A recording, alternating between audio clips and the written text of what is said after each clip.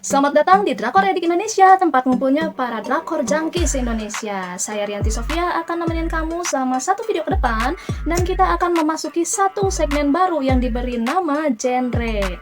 Di segmen ini kita akan membahas drama-drama yang memiliki kesamaan tema. Dan kali ini kita akan membahas drama-drama yang memiliki tema sindrom prosopagnosia. Setuju nggak sih kalau drakor itu bikin kita pinter? Dan yang satu ini aja sindromnya susah banget disebutin namanya. Tapi apa ya yang dimaksud dengan sindrom prosopagnosia? Sindrom prosopagnosia yaitu sebuah kondisi di mana penderitanya akan mengalami kesulitan atau bahkan sama sekali tidak bisa mengingat wajah dia sendiri ataupun wajah orang lain. Selain tatap muka langsung, pengidap sindrom ini akan kesulitan mengenali wajahnya sendiri maupun wajah orang lain melalui cermin, foto, atau rekaman video. Menurut Psychonomic Bulletin and Review, saat ini ada 2% dari jumlah penduduk dunia yang mengidap sindrom prosopagnosia ini. Memang kalau dari persen tuh kelihatannya kecil banget ya, tapi coba kalau kita lihat jumlahnya, penduduk dunia saat ini itu mendekati 8 miliar. Jadi kalau misalnya dilihat angkanya itu gede banget, yaitu 160 juta orang. Dan tanpa disangka-sangka, tanpa diduga-duga, ternyata ada satu aktor internasional yang terkenal yang mengidap sindrom ini, yaitu Brad Pitt.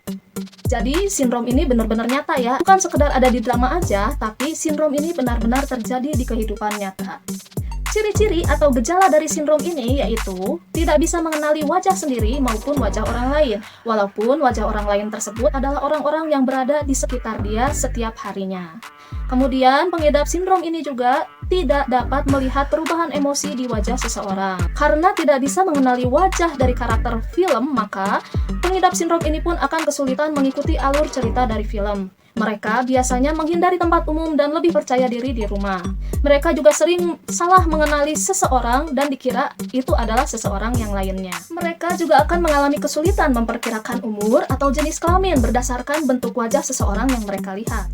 Pastinya teman-teman drakor junkie penasaran nih, sebenarnya sindrom ini bisa disembuhkan atau tidak.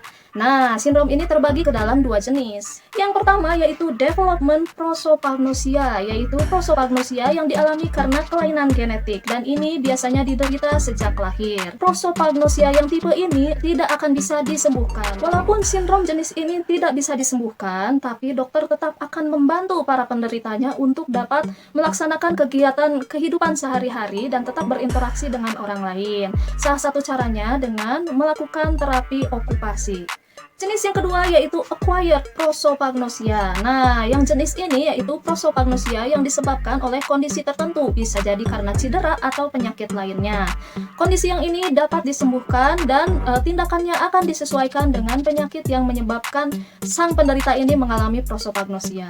Jadi misalnya kalau prosopagnosianya karena stroke, maka dokter akan melakukan tindakan sesuai dengan prosedur untuk pasien penderita stroke. Begitu juga untuk penyakit-penyakit lain yang dapat menyebabkan sindrom ini terjadi.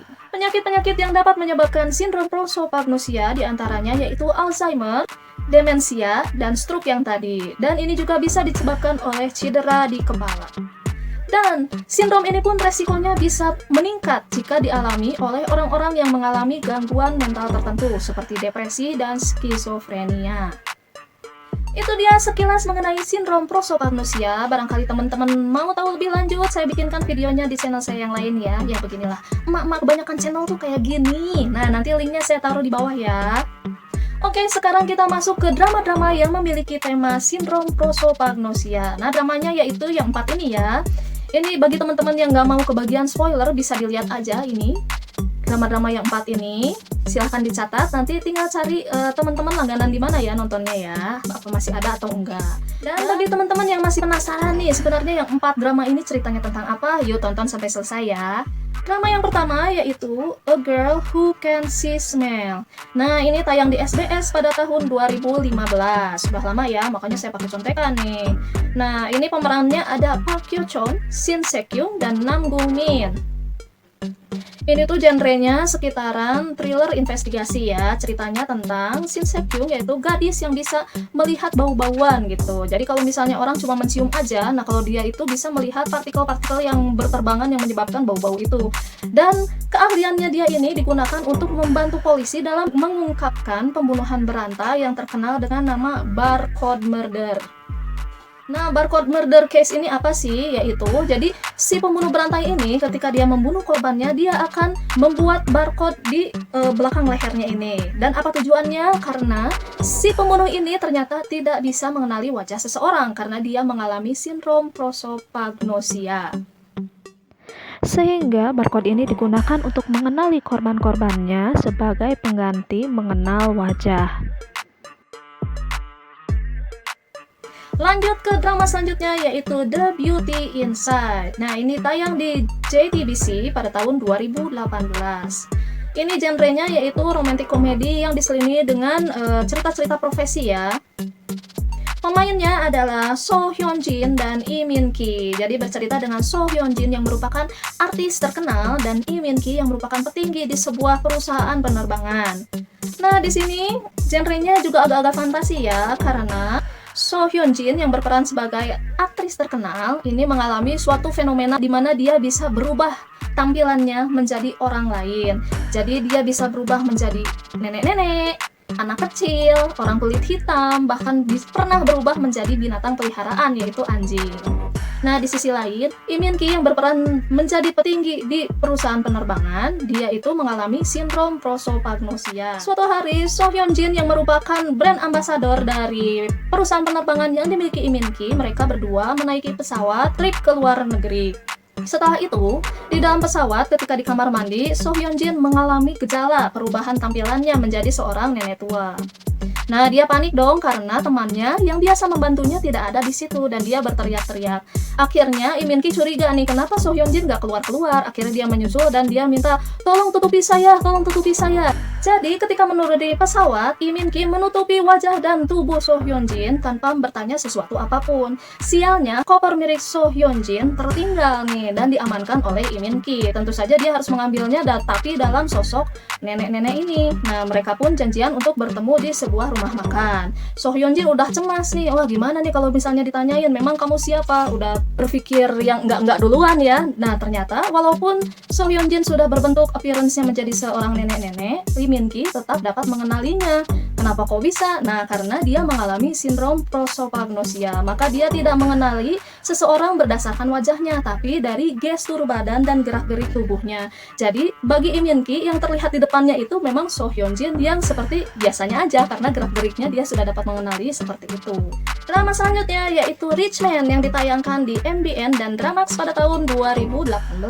Nah, ini genrenya yaitu romantic komedi dan masih profesi lagi ya. Diperankan oleh Suho dan Ha Yeon Soo. Di sini yang mengalami sindrom prosopagnosianya adalah Suho yang berperan menjadi petinggi sebuah perusahaan IT. Dia itu ceritanya karakternya adalah pria ganteng, muda tapi kaya raya akibat kesuksesannya memimpin sebuah perusahaan IT.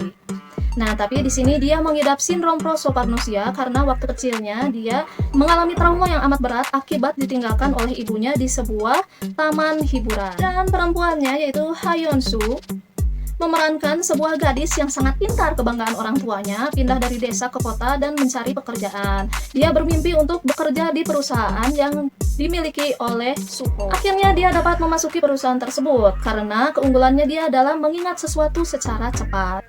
Dan akhirnya lama-kelamaan karena sering bekerja bareng ya, akhirnya Suho menjadi nyaman di samping Yeon Soo. Dan akhirnya orang yang bisa pertama kali dikenali oleh Suho adalah Yeon Soo. Drama terakhir yaitu 100 Days My Prince yang tayang di TVN pada tahun 2018.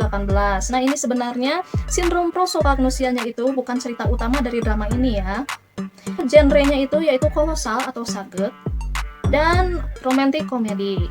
Nah, ini diperankan oleh D.O. Nam Ji Hyun dan ada satu peran pendukung yaitu Kim Son Ho. Nah, dia ini yang mengalami sindrom prosopagnosia. Kim Son Ho berperan sebagai orang yang sangat pintar dan akhirnya dapat menjadi salah satu pejabat di kerajaan yang dapat melihat wajah raja.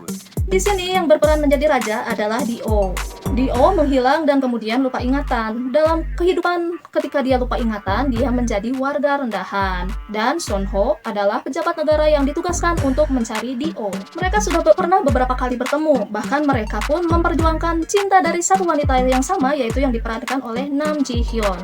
Namun, Son Ho gagal mengenali D.O. karena sindrom prosopagnosia yang dideritanya. Oke, itu tadi drama-drama yang bertemakan dengan sindrom Sindrom Prosopagnosia. Nah, nanti kita kembali lagi dalam segmen genre ini dengan kumpulan-kumpulan drama yang memiliki tema serupa lainnya. Walaupun drama-drama yang tadi adalah drama-drama lawas ya, tapi mudah-mudahan bisa menjadi candu untuk kamu-kamu para drakor junkie untuk melakukan maraton.